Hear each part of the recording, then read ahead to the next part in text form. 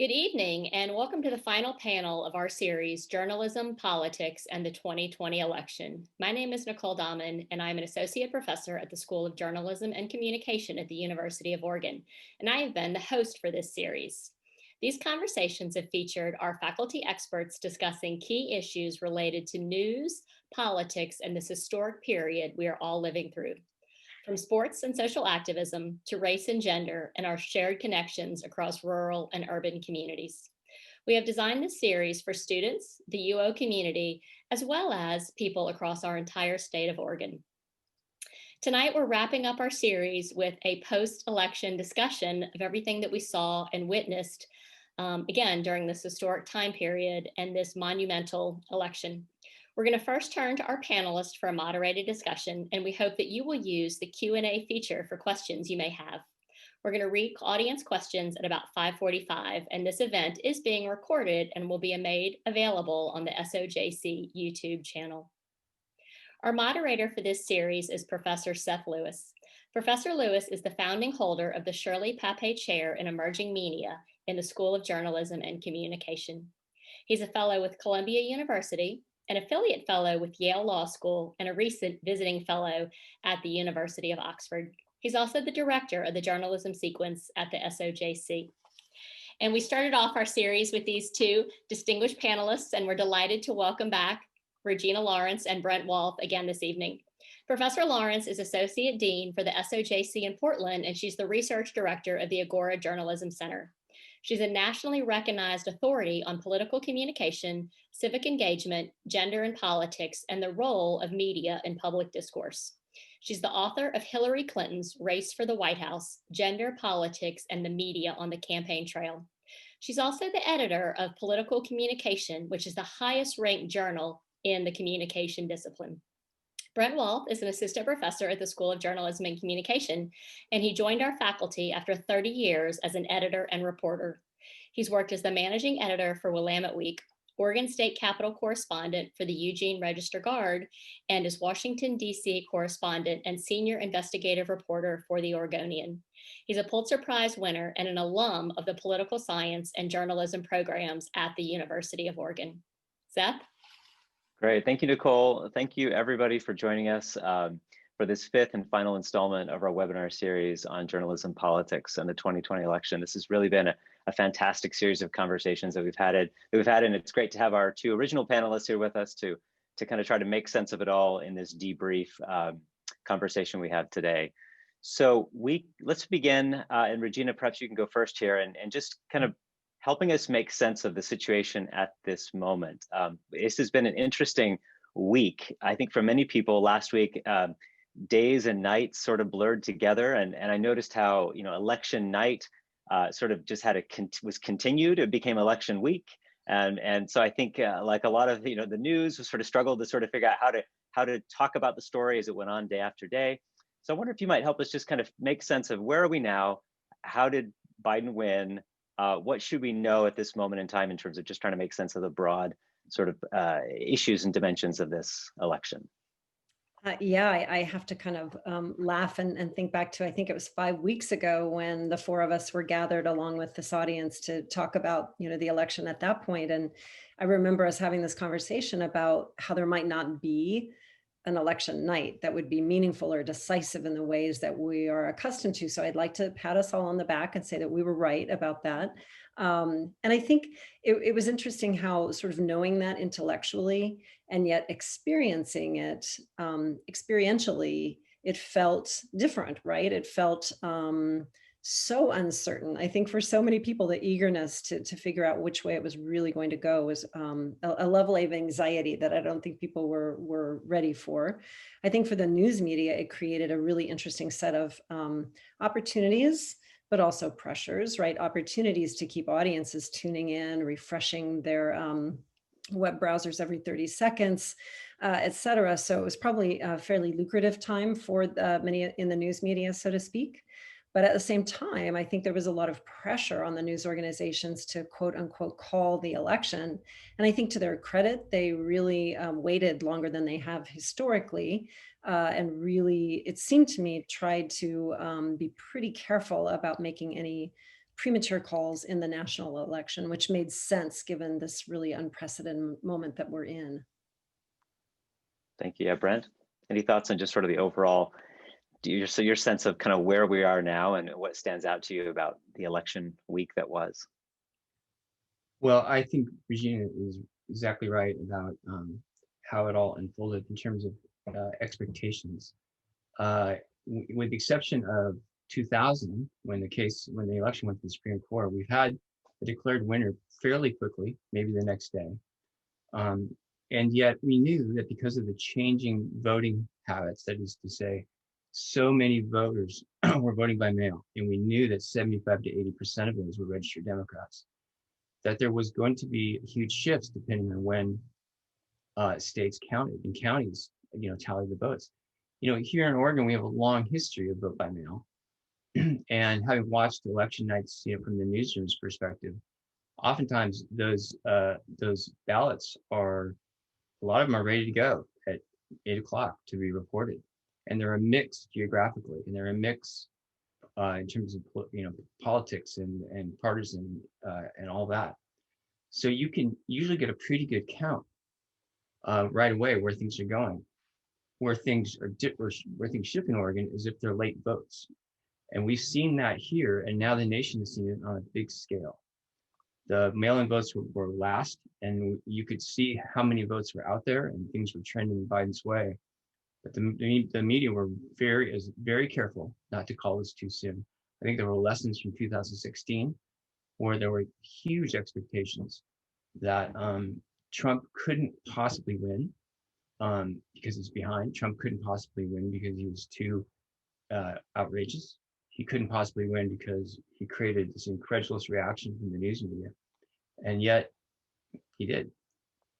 And Biden was smart enough to, or able to rather, just shift some of those states just a little back towards the blue, and that's what really did the trick. What had struck me, and it's striking everybody, is Trump's, and now many Republican leaders, their absolute refusal to see reality. And I don't know why we're all that surprised by it. Trump had enormous traction in 4 years by making claims that aren't true and shifting political debate over things that are simply false. And he's, whether it's to hurt Biden on the way in, or whether it's to strengthen Republicans' position against him, he's still doing it. Yeah, I think there's so many things here just for us to talk about. Let's maybe pick up just on this kind of question of the role of the press and of news media in calling elections.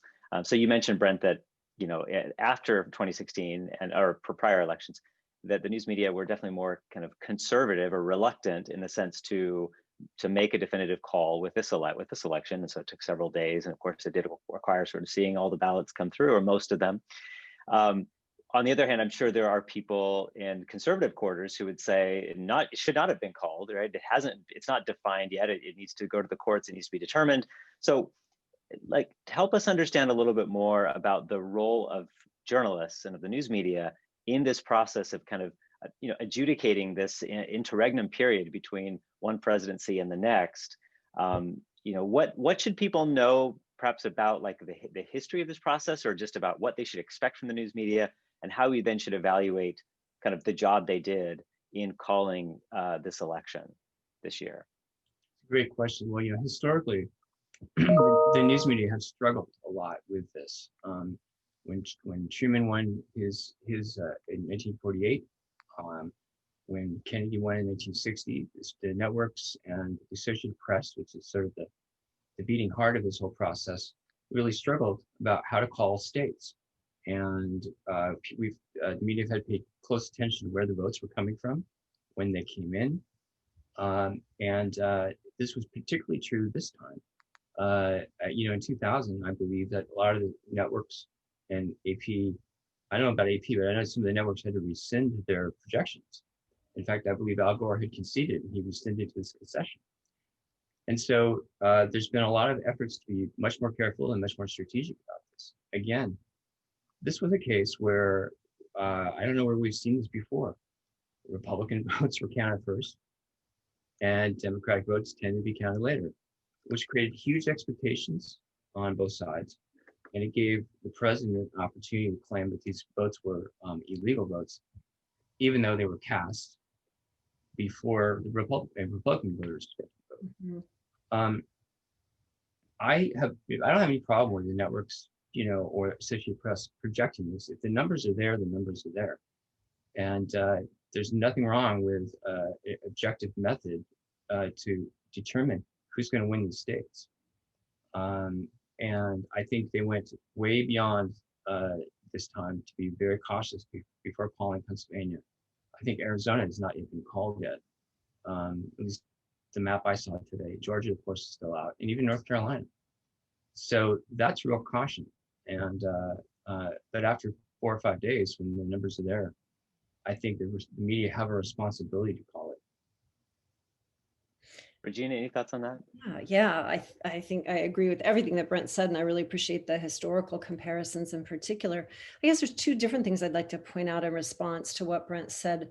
First of all, one thing that struck me is, even given everything we've just said about the news media's caution with calling states and calling the election overall, at the same time, I think we've seen kind of the pathologies of horse race reporting continuing to play themselves out. And so you see the ballot counting being cast and framed in terms of Biden pulling ahead. Will Trump be able to pick up more votes?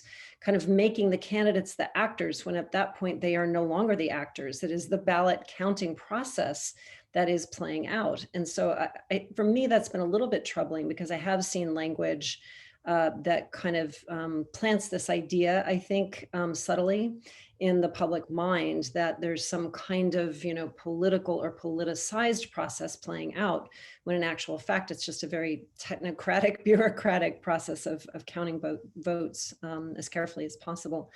The second thing I would say, picking up on your question, Seth, about this interesting interregnum period that we're in, I think the Republican and conservative challenges to that are really picking up on something important. And that is that we've only had sort of a norm, an agreed upon practice by which the media get to call a presidential election. And in actual fact, the next president really won't be decided until the votes are certified and the Electoral College does its work. And that's almost never come into question before, at least in my memory, right? But now, because we've been in this prolonged counting period, and because it's such an unusual election in so many ways, now suddenly we see this normative system that has enshrined the media's power to, in a bipartisan and supposedly objective fashion, tell us who the winner is.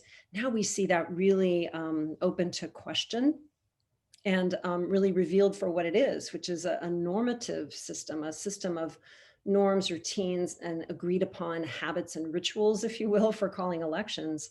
And of course, that's really what now many Republicans are trying to leverage, is the idea that it really isn't the media who gets to tell us who the next president will be.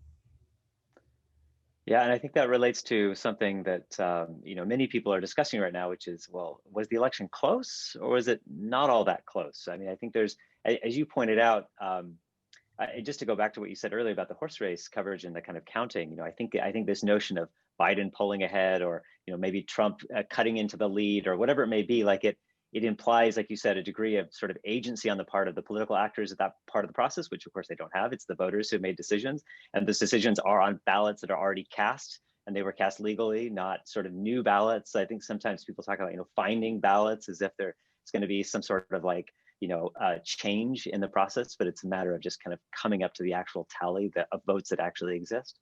But it's part of this story, right? You can imagine how the whole story of the election might have felt differently if, for example, the mail-in ballots had been counted first, which in some states I believe they were. I mean, in Pennsylvania in particular, we had this problem because the Republican legislature had determined not to begin counting mail ballots until the election day. And so as a result, you got this kind of backlog that then has taken several days. So it could have been a different story, right? Of actually a very large Biden lead that then would have been sort of winnowed down and may have been made close in certain states. And so, I think, can you talk a bit about just sort of how these narratives, these stories develop about elections like this one, but maybe also past elections, and then, maybe how some of those narratives actually become debunked over time as we look in hindsight and sort of look at the numbers differently. I mean, certainly with this election, for example, yes, it's close to in electoral votes at the moment. It may end up being a larger margin, we're not sure. In popular vote margin, it's about 5 million difference between 76 million and 71 million at the moment. It could be larger by the end. Any sort of thoughts about kind of the political narratives that emerge around these types of outcomes? I think that elections are always kind of an expectations game in so many ways. And I think that for journalists, that becomes consciously or not a kind of a one cue to how to frame an election and its outcome is to compare it to what was expected and what was predicted. And this kind of leads to a larger question that I assume we might want to talk about tonight, and that is the polls and the forecasting. But just to make the quick point now anyway, that because the polls predicted or were perceived to predict that there would be a pretty decisive win for Biden. I think the story has been in comparison to that expectation. Wow, Trump did so much better, or this has been so much closer than people expected. So that kind of becomes, I think, has become kind of the reigning narrative of the election. And indeed, it raises a couple of excellent questions. One is about polls and polling and how they're conducted, and are they getting harder to do accurately, and what do we do with that if that's true? And secondly, trying to understand how it is that President Trump also made history for a sitting president in terms of the number of votes that he received. Of course, as you just pointed out, Biden received an even higher historical number of votes. Yeah, I mean, I definitely want to talk about polling. Maybe, Brent, did you want to say anything about political narratives before we come back to the question about polls? Well, that's, I was very interested to see what kind of political narrative grew up around this race after the narrative 2016. I mean, again, I used the word incredulous before. That was the tone of the national media to some extent towards Trump in 2016. I was struck by how little polling was discussed overall compared to past years. I think there was this is just anecdotal. I'm sure someone will come in and study this as they should, but it just felt like it was being discussed less. And, I have to tell you, I mean, after 2016, I promised, okay, I'm not going to just go to all these polling sites, 538. I'm just going to not do that. And then of course I'm on it every 15 minutes because I can't help myself. But I think the thing we learned from 2016 is that you can't trust some of these numbers because they aren't picking up everybody. And I heard some really interesting discussion in the past week that this wasn't really a problem until Trump arrived. In other words, for some reason, the traditional polling methods aren't picking up Trump voters. And I don't think they've got this completely, I don't think anybody's got this figured out yet, whether it's the method or how the questions are asked or whether there's a resistance to responding to polling. But when the numbers are off, they're off by about 5 or 6%. They weren't off in somewhat place. They overall, they were off in Pennsylvania and some other key states, which did create an expectation game. I will tell you though that as far as this race being close, it's kind of midway. Since 2000, it's a sort of the midway point. You remember, a couple of presidents got elected by losing while losing the popular vote. Historically, it's closer than most. If you go back to 1960, but this is right in the middle of where we've seen races kind of go, and I'm sort of stunned by the Republican reaction. It's not like it was by a hair; it was by 5 million votes. Some of these states were very close, but they were close for Trump too. 4 years ago, we didn't hear Republicans worrying about the vote count then. So what concerns me about the political narrative in 2000 was that it wasn't really about what either one of them was going to do in the next 4 years. It remained the drama of Trump getting coronavirus and how Biden was responding to Trump, and that was what was concerning to me. I think some of the questions we got 5 weeks ago was like, how come we're not hearing about what Joe Biden wants to do, and and we really we had the debates. The media were not focused on that, and I think that was a big loss. I do want to come back to talking about just the performance of journalists, how they did, what they did well, what they didn't do so well.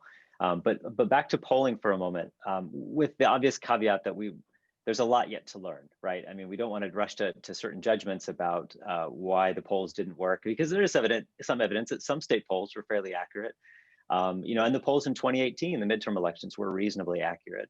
So, but as you pointed out, Brent, there were some big discrepancies this time that can't just be kind of chalked up to, well, that was just random error. But in fact, there's some systemic problems that we see in polling.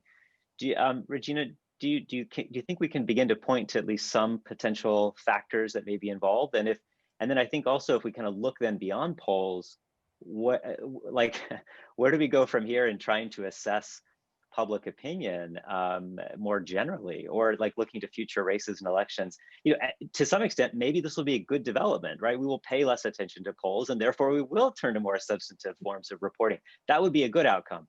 But but still, that we are going to be looking for ways of making sense of kind of where the body politic is in terms of their opinions overall. And so, do you have any just sort of thoughts, Regina, on what we can make sense of so far with regard to polling and where we might be going from here? Yeah, I mean, without going into too much of the weeds of it, it seems to me that in some respects, the polls weren't terribly wrong. They weren't wrong overall in terms of just, you know, predicting the ultimate outcome of the presidential race. But of course, they were wrong in particular states. They were wrong at the margins, so to speak, in terms of predicting by how much or by how little Biden might prevail. And as Brent pointed out, I think the particular challenge that a lot of pollsters are really grappling with now is probably not so much the theory of the so-called shy Trump voter, which is the theory that people wouldn't want to tell a pollster that they were going to vote for Donald Trump. That doesn't seem to me to hold a lot of water. But what I have heard serious researchers say is what Brent was saying as well, that there is a resistance to the media and a resistance to pollsters, and those are kind of one and the same. And those resistances and that distrust has really been stoked over the last 4 to 5 years. And perhaps that's what we're seeing. It's just a real resistance among people who are, you know, sort of hardcore supporters of the president to participate in polls at all.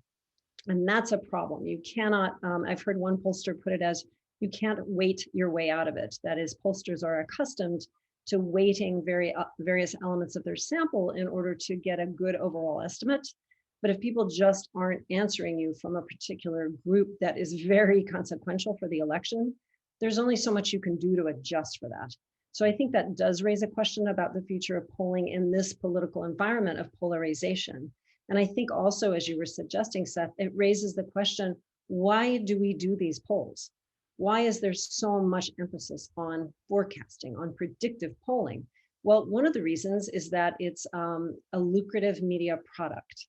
And we've all, just like Brent described, you know, we've all kind of been guilty of, if you're into politics, you're, you know, guilty of paying a lot of attention to those polls. And so, you know, the media organizations learned a lot from watching Nate Silver and his operation over the years at the New York Times, which became lucrative for the Times, and have kind of emulated that model. And so now there's such an emphasis on forecasting and using polls to predict. In my opinion, polling is incredibly valuable. It's invaluable, particularly the exit polls, where we learn what people were thinking about, a little bit about what was on their minds as they voted. And we learn more about the demographics of people who voted, et cetera. The predictive polling, I think we really need to raise a question about what is the point of all of that. Can I say I would agree with that. Predictive polling, this notion that Biden went from 70% to 80% to 90% chance of winning, you know, there's still 10% chance of Trump, right? And we saw that in 2016. I'm going to argue in defense of paying attention to polls for a second. The audience needs to know, the public needs to know, and I'm seeing an audience in terms of how the candidates are thinking about their message. The public needs to know what is motivating the candidates to say what they're saying at this minute. And they have their own polling. So, and if one candidate is on the attack, well, that might mean that that candidate is behind. And I think I think the public has a right to know that that's what polls are tending to show, which is why you're hearing this rhetoric versus somebody who's comfortably ahead. I was struck, for example, by the fact that Biden didn't leave Pennsylvania hardly in the last 3 or 4 days. I mean, he went other places, didn't go to Florida, didn't go to Texas. And that told me that their polls were showing it to be much closer than what we understood it to be. And, you know, and so I think the public needs to know in the background what may be motivating. That means moving those polls from the foreground, breathlessly reporting, you know, tremors when the margin of error is, you know, still the same, to moving to the background to help with context. But that's still going to require thinking hard about how they're taken, how they're collected, and how they're analyzed. Yeah, for sure. And I think including, as Regina mentioned, you know, understanding why some people or how some people might be avoiding polls just as they might avoid the news because they see them as a, you know, they see pollsters like journalists as a kind of cultural elite that they can't trust, perhaps, right? I think there's much to understand, to kind of really understand like what is going on in the minds of people when they are invited to take part in surveys. Now, many of us turn down surveys all the time, right? I mean, part of it is just that like no one wants to take surveys and there are too many of them. But if people are turning them down very deliberately for sort of political identity reasons, that obviously makes it very complicated to conduct a reliable, meaningful political poll. So we talked about this just a moment ago. You know, journalists, how did they do in covering this race overall? How did they do in covering the election, both the kind of, you know, prior to last week and then over the course of these last several days? What have you noticed that has really been, you know, striking to you in terms of either good things or not so good things that have come from journalists? Brent, do you want to start with that? Sure. Yeah, I started down this path earlier. Let's start with what I thought was good and talking about the national media response. After 4 years of Trump, it was pretty easy not to be shocked by things that he said. And it was also very interesting that particularly the cable networks did not just stay focused on Trump like they did in 2016. There was a better balance there. If I'm being shocked, I mean, he would say something or do something that was outside the norm, and it would churn for 2 or 3 days. And good publicity or bad publicity, his name was out there, you know, right? But I still am concerned about the fact that I didn't see the real substance of the issues, and because I think that the news media really treated this as Trump on trial, and you know, and with the number of deaths from coronavirus and the constant denial of the danger of this disease, I'm not saying that was the wrong way to frame a lot of it. But when you do that, you aren't putting Biden to the test. And I still couldn't tell you what he's going to do on any number of things, except things he highlighted during the debates. And that to me is still a problem. There was also kind of a traditional narrative of, well, okay, now we're in the last 2 or 3 days. What's their closing argument? And, you know, all of that. I really still want to know what they're saying they're going to do. And there's, to me, that is really where a lot of people still want to make up their minds. This race, struck back to the polls briefly, very small, undecided. And even with that, I don't think the news media can make the argument that people already know how they're going to vote. These issues don't matter. I think they really do. Regina, any thoughts on sort of journalistic performance this election cycle? Yeah, I mean, I do agree with most of what Brent said. I guess I would also just want to emphasize what an unusual election campaign it was. I mean, being conducted during a pandemic. One reason we didn't hear a lot about Biden, I believe, was that he, in essence, as you'll remember, I mean, he kind of kept himself under lockdown for quite a period of time, and he wasn't campaigning very vigorously in person for, you know, presumably for good public health reasons. Also, perhaps because his campaign had decided at a certain point there during the summer that he had a bit of a glide path, and if he would just sort of stay out of the public eye, that Trump would sort of, you know, undo himself, so to speak. So I think that was part of it. I think there was a mismatch in messaging from the campaign trail, because of course Trump continued to, you know, hold rallies and do what he does so well on the campaign trail. And then also, I think you're right. I think the media absolutely, talk about expectations. I think the media treated this election as a referendum on Trump's presidency.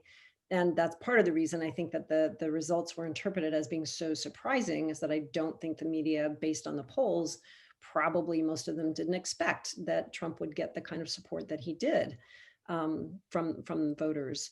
And so I think there was a, you know, a very noticeable, very critical edge to virtually all the reporting on Trump. I think it really got to a certain point where it became very challenging, I think, for journalists to just sort of treat this as any old election between two roughly equal competent candidates. I mean, I think journalists in Washington in particular have been so profoundly frustrated and disturbed by this norm-breaking presidency that I think that really kind of boiled over during this election season. It was fascinating. We haven't talked about this yet. It was fascinating to see the media reaction to Trump's White House press conference on, would that have been, what night was that? They all blur together, where he appeared at the White House Thursday evening. I don't quite remember either. and claimed that he had won the election, and how almost all of the networks essentially cut away. And I can't think of a time when something like that has happened. And they cut away, and not, you know, sort of gracefully, but sort of cut away abruptly, and basically said some version of, we're not going to continue to cover this because these are all falsehoods. He's offering no evidence. We're not going to cover it. I mean, that to me was just a crystallization of their frustration with his approach to politics and governing. Yeah, I want to just follow up on that briefly. And I do mention, I know we've got a number of questions, so we're going to move to audience questions pretty soon here, but just a brief follow-up on that. In terms of kind of journalists and their handling of misinformation, I think that's been a kind of, that was certainly a key narrative that emerged after 2016, was the question of fake news. I mean, I think no one was talking about fake news prior to the last election, and it's been what we hear all the time now for a variety of reasons. And of course, that's a very problematic term, but regardless, you know, we talk a lot about misinformation on social media and in other places.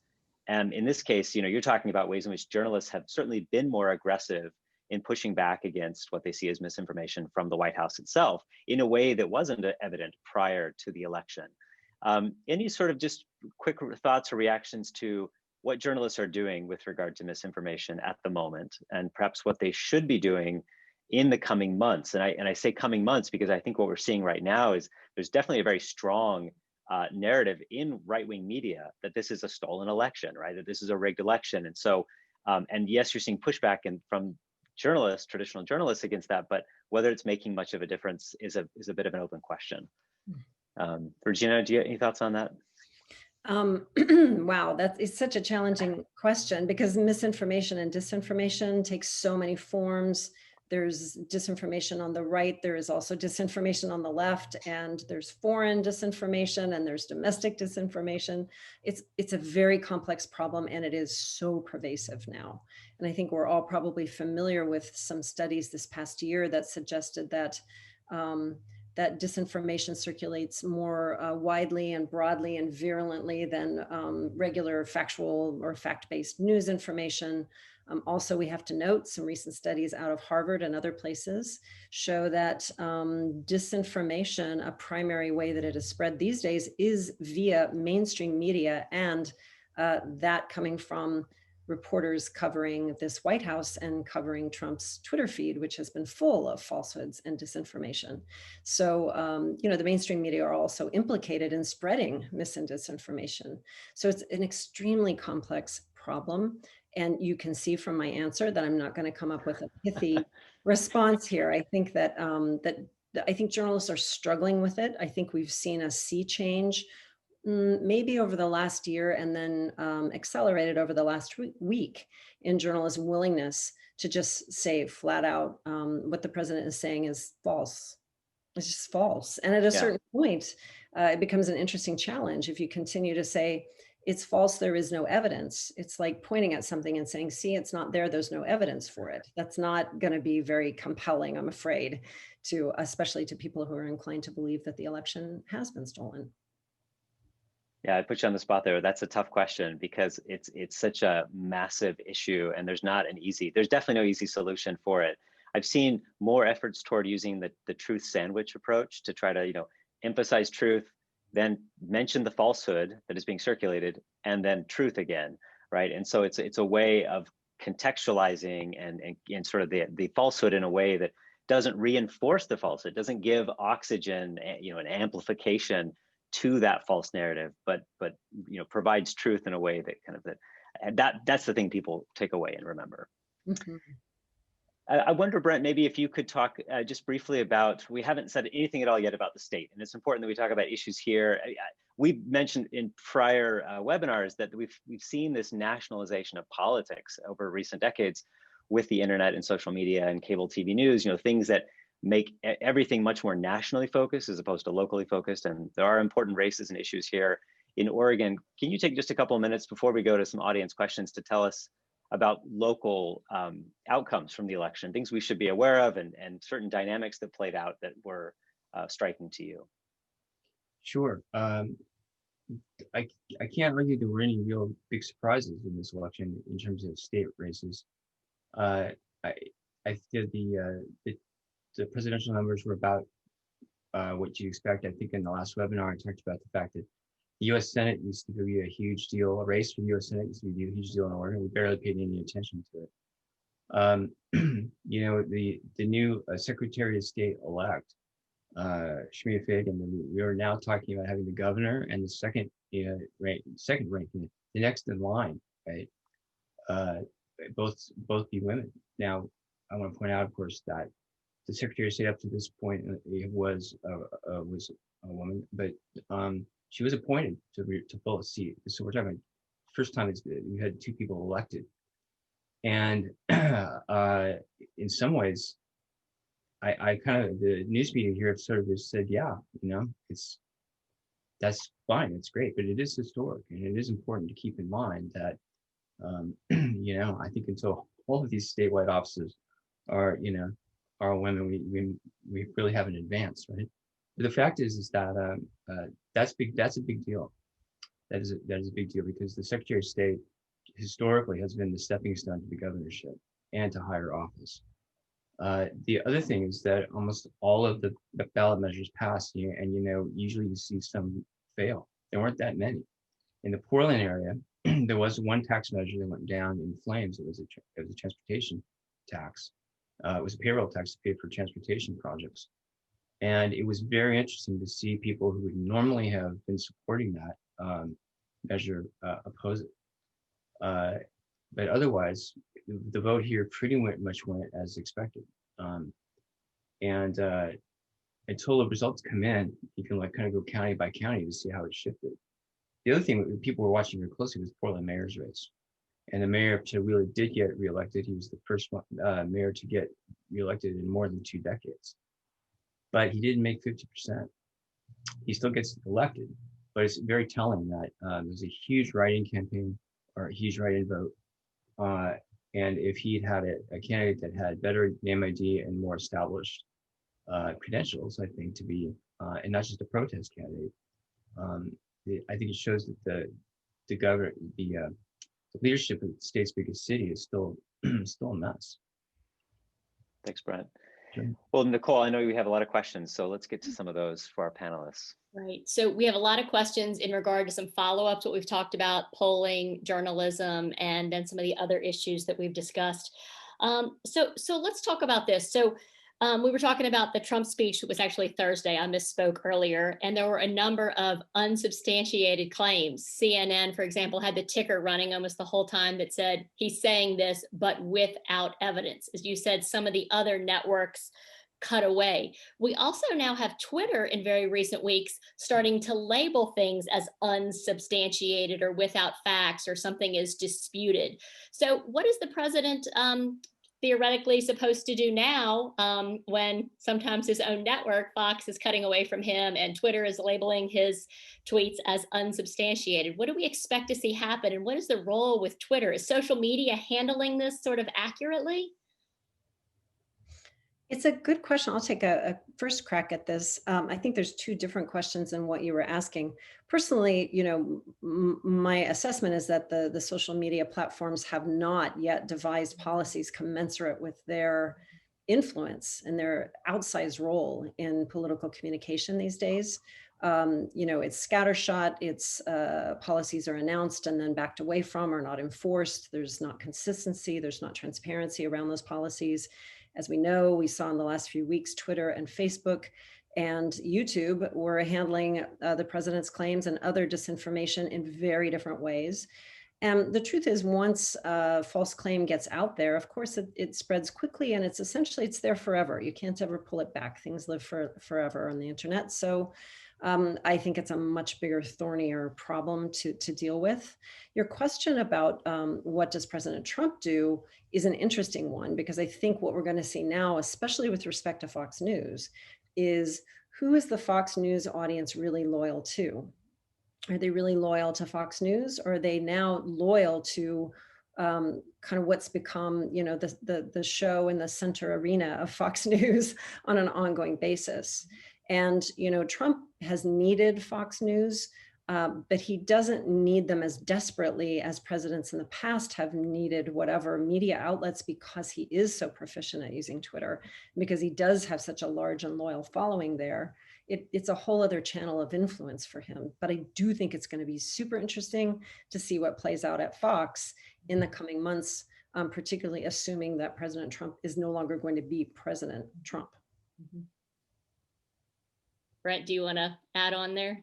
Yeah, no, I think Regina is exactly right. I think the social media platforms are way late to the game. They should have been doing this more on immigration and coronavirus early on. Could have saved lives, more lives. If they were calling these things out, was it appropriate, I think, for those platforms to call out when the president was falsely attacking the very core of the democratic system? Yeah, but it was late. And you're right, they don't have a strategy. I think they've been cowed in ways to do that. Part of the reason they don't do that.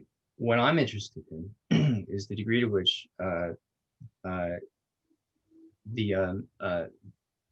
media is going to pay attention to social media and Trump when he's out of office.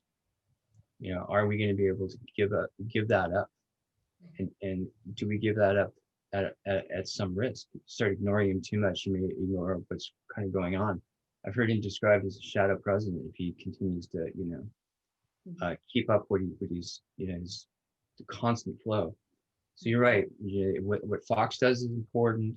What other media do is important. But can the news media basically walk away from paying attention to Trump every day? They may say yes, but I will believe it when I see it. I agree. I love the way you put that, Brent. And I would also quickly add, can mainstream journalists walk away from covering the president via Twitter? That's become such an enshrined practice in just a few short years.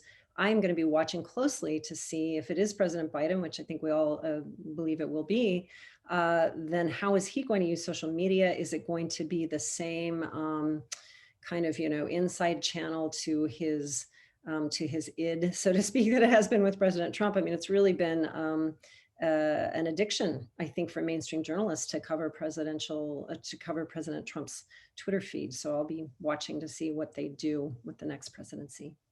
So a quick follow-up, we have a fascinating question, and we were actually talking about this before we went live this evening, and it was, what's happening at Fox News? So one of our attendees this evening asked us to talk about the civil war that's going inside of Fox News itself, right? Some hosts are cutting away from him, some are keeping on him. So could this potentially be a turning point for Fox? What's your sense about that, Brent? Well, I have been watching a lot of Fox in the last few weeks, and I don't really know. It's hard to know what's going on.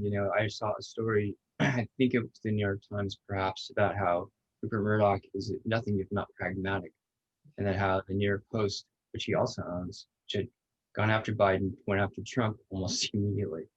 In other words, which way is the wind blowing? These cable news shows, people, we talk about it, it's the news media, it's just chat, blather. And it really is, it depends on who's the host and what kind of agenda they want to drive.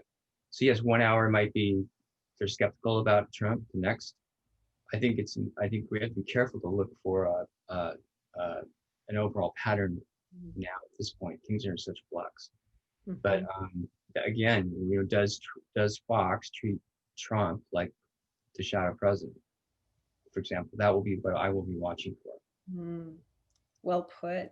And maybe a small thing I would add is that I think we do sometimes have a tendency to look at, especially Fox, that entity as being, a well-oiled machine because it has exercised so much influence in our politics. And actually accounts from people who have, studied or reported on Fox, it's quite the contrary. It's not a tightly run ship. So I think we're seeing some of the outcome of that now with the kind of all over the place nature of their coverage right now. So our university president, Mike Schill, is in the audience this evening, and he wants to know who you all award the MVP for news coverage of the 2020 election. And conversely, who did not fare quite so well in their coverage. Brent, I should give the professional journalist the first opportunity to answer that question. Boy, I think there are two at the New York Times, Peter Baker and Maggie Haberman, who have been all over not only this campaign, but really explaining Trump to us in the last 4 years. There's actually a story about Maggie Haberman on the New York Times website about how closely she followed Trump and really understood him. There's a great passage in that, and I recommend it. She went to go talk to the Washington Bureau of the New York Times after Trump won, trying to explain to them what to expect, and they didn't believe her. And it all came true. And when your own news organization won't believe you, that, and her perseverance has been quite amazing. And Peter Baker has now been writing about the White House with a lot of authority. So those are my two MVPs. So for you, it would be individual reporters rather than an entire news organization, it sounds like. Absolutely. And it was what we were talking about before, that it's diversity of voices. You can't, I'd have trouble summing up any particular news organization. Yeah. I don't know. I appreciate your question, President Schill, very much. And I really kind of avoid, every time I'm asked this question, I would prefer to avoid, handing out too many prizes. I actually have been kind of discouraged with many aspects of many news organizations' coverage. I happened to, over the weekend, kind of get stuck on CNN, I think because I couldn't work my remote control for some reason. And I was really just discouraged. I mean, I don't watch much cable television, and I found it very discouraging. It was very much like Brent said, it was kind of untethered. I mean, the news reporting was pretty good, but all of the relentless partisan commentary, my goodness, if that's what people think the media are, and polls suggest that that is what people are thinking of when they're asked what they think about the media, I think that's troubling, personally. On the other hand, I would say, I would also point to the New York Times. I think some of the reporting they've done, the investigative reporting that they have the resources to do, has been truly remarkable, especially the extensive reporting on Trump's taxes. I think the combination of in-depth reporting and the really great data visualizations that have accompanied those stories, to me, have just been an exemplar of what good quality journalism looks like. So turning to polling, we have a couple of follow-up questions about polling, and somebody in the audience is asking about, in a year of so much uncertainty, aren't polls perhaps reflective of that uncertainty and the anxiety of not really knowing the future? And then also related to that, Regina, you specifically mentioned exit polls and exit polls being more reliable. Is there something specific about Trump supporters being less resistant to exit polls? Thank you for that question. I'll take that last question. I didn't mean to say so. If I did use this wording, I would have misspoken. Exit polls are more reliable in the sense that this is how people have voted. You are capturing them. Historically, you're usually capturing them literally on their way out of the election places. This year, the organization that conducts those polls had to adjust some of their methods, but they're still, aimed at sort of capturing people fresh off the voting act, so to speak. So they are more reliable in the sense that you are literally talking to people who just voted. You're not predicting how they're going to vote. So that was the distinction that I was trying to make. And then also we can use exit polls again to understand more about what people were thinking about when they voted. So that's that distinction. And now I've already forgotten, sorry, what the first question was. about anxiety, something about anxiety. Uncertainty of sort of not knowing, right? Still being that undecided voter, and perhaps does polling reflect that anxiety and that divide in our country right now? Yeah, well, depending on how the questioner meant that, as Brent pointed out, we had remarkably few undecided voters this election. And interestingly, if I'm reading the exit polls correctly, somebody correct me if I'm not, as in 2016, those people who said that they made their decision about whom to vote for only in the week before the campaign, those people tended to break for Trump, interestingly. Mm-hmm. Brent, any follow-ups from you on polling this evening? I really appreciate the question, and that this is a highly divided nation. Mm-hmm. But I don't think, based on what we've seen, that there's uncertainty as measured by the polls. Again, talking about the flaws in the polling, right? Some of these polls, I want to point out, were pretty good. And the predictive power of these polls, when we look at Biden's final electoral vote count, were pretty close. But if you saw polls in one state going for Biden and then Trump the next day, and then somebody else going for Biden and back and forth, I'd say yes. But what we tended to see was fairly stable numbers. They would go up and down, but we didn't see a lot of swings. And to me, that gets back to the issue of what we discussed before, that I think there's some fundamental problems in how those data are collected, as opposed to the angst of the nation. So switching topics, let's talk about race and gender. We had an entire poll or an entire panel in this series about race and gender. Now that the votes are in and we have some results and Biden and Harris are projected to be the winners, how did race and gender factor into this election? Did Biden's choice of a woman and a person of color help to win him the popular vote? I think sometimes it can be hard to know for sure. It's usually a constellation of factors that drive people's votes.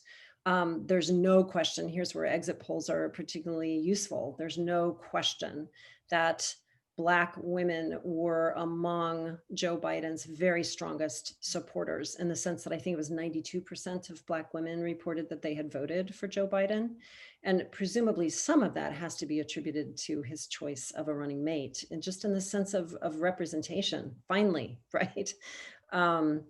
But I think it's very hard to know for sure. Was that a deciding factor? Considering how strongly African Americans have traditionally gone for the Democratic presidential candidate, it probably wasn't necessarily a decisive factor for that particular population. I suppose the other thing we might need to quickly mention at some point is the fact that Trump actually did a little better with African American men, and in particular with Latino and Latino men in particular, than was predicted or expected, which is a very interesting development that I think a lot of people are scratching their heads about and trying to figure out. So what are the next few months going to look like, and who's running our country right now? Who's running our country right now? What do you mean by this, Nicole? Well, we have some questions about this coming in, saying, right, we've seen a lot about Trump is just, not making decisions. We're not seeing action right now in the White House. And at the same time, President-elect Biden is coming out with things like the COVID response plan, and a lot of fear and uncertainty about what's going to happen in the next couple of months. So, which I share. Right. And I'm sure everybody in the audience is aware, but at this point, the Trump administration is denying the Biden team, the transition team, access to the White House properties and the resources that they'll need to begin actually executing that transition. So I think that does heighten a great sense of uncertainty. I mean, how long must we wait before the Trump team will finally read the writing on the wall? And it could be quite a long time. It could be until the Electoral College casts its vote on December 14th, if I remember correctly. Right now, I don't know who's in charge, but I think it's always been a little unclear anyway who is in charge in this particular White House. Brent?